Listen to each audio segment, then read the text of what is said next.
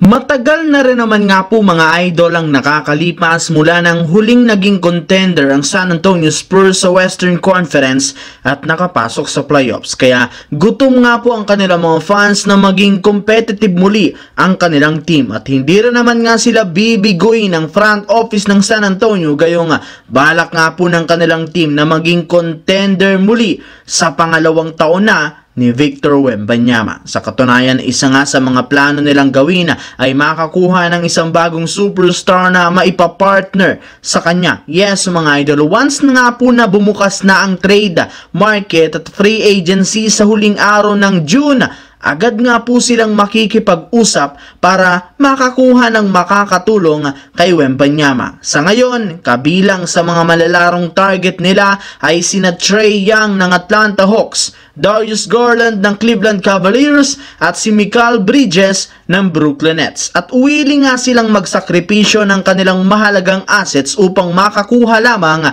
ng kahit sino man sa kanilang tatlo. Samantala, bagamat man napaka-competitive ng serye ngayon sa pagitan ng Dallas at Boston since pareho nga silang dinomina o pareho nilang dinomina ang Eastern at Western Conference, hindi pa rin naman nga ito masyadong tinatangkilik ng mga manonood. Sa katunayan, base nga sa pinakahuling inilabas na balita, nakakuha lang naman nga po ang kanilang Game 1 ng pinakamababang viewers since 2007 kung saan tatanggalin natin ang mga taong 2020 at 2021 kung saan nagka-problema nga dito ang buong mundo. At kahit man tuluyan ang bumalik sa normal ang liga, hindi para naman nga kayang buhatin ng matchup ni na Jason Tatum at Jaylen Brown laban kina Kyrie Irving at Luka Doncic ang ratings ng NBA since nagkaroon lamang ito ng 10.99 million views ang kanilang Game 1, malayong malayo sa average views noon ng matchup ni na LeBron at Stephen Curry sa 4 na taong bakbakan ng Golden State Warriors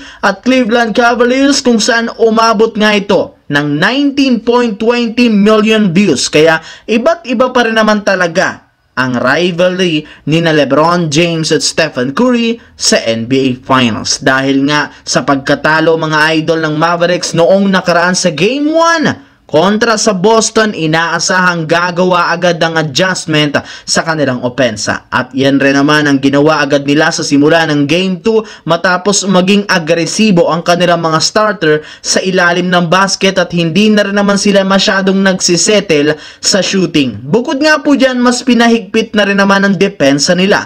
Ngunit sadyang kahit naman nga po ng kanilang gawin, nagagawa pa rin naman ng Celtics na maidikit ang laro. Ngunit gaya nga muli ng Game 1 umarangkada muli sa second half ang Boston Celtics sa pangunguna ni na Jason Tatum, Jrue Holiday at Derrick White na nagsilbing stopper ni na Luka Doncic at Kyrie Irving. Ngunit ang pagkakaiba ngayon, meron nga pong nangyaring isang questionable call. Ito nga yung gagawin sanang dunk ni PJ Washington sa isang fast break, ngunit hindi nga ito natawagan ng foul. Kahit nga si Skip Bayless, malinaw na nagsabing foul ang play na iyon. Tinapik nga po ni Derrick White ang kamay ni PJ Washington habang nasa likod naman nakatulak ang kamay ni Jaylen Brown. Ito na nga mismo ngayon ang nirereklamo ng mga fans at ang Dallas na literal pabor ang mga referee sa Boston Celtics.